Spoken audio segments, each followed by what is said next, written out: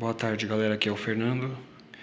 Eu vou resolver um exercício para a disciplina de Introdução à Probabilidade e Estatística na Universidade Federal do ABC. O exercício ele consiste na seguinte questão: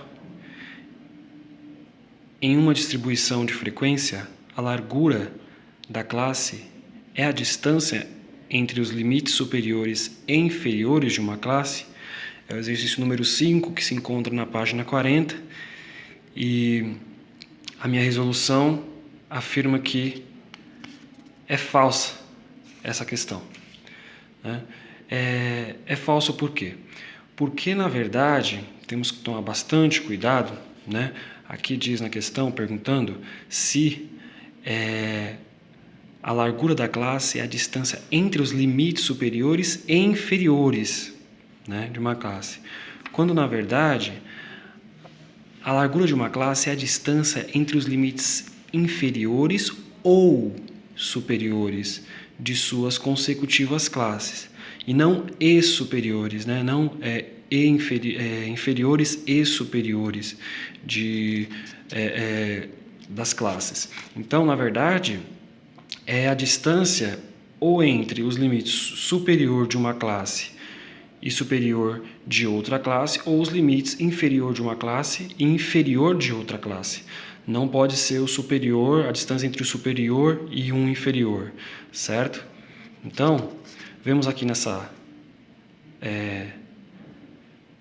tabela de frequência, veja só, o limite superior desta classe aqui é o 5, e o superior dessa classe aqui é o 10. O inferior dessa classe aqui é o 1. E o inferior desta classe é o 6.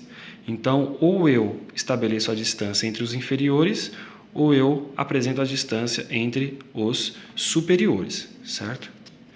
Então, eu faria esse esquema aqui. O limite superior de uma classe pelo limite superior de uma classe consecutiva. Teria a largura da classe. Então, aqui o exemplo, utilizando aquela tabela de frequência como exemplo, né? A largura da classe é 5. Eu utilizei aqui o limite inferior da segunda classe, subtraí pelo limite inferior da primeira classe e deu 5. Usei apenas o limite inferior. Aqui eu usei apenas o limite superior, né? O limite superior da segunda classe é 10, subtraí pelo limite superior da primeira classe, que é 5, e deu 5, certo? Então é isso. Muito obrigado.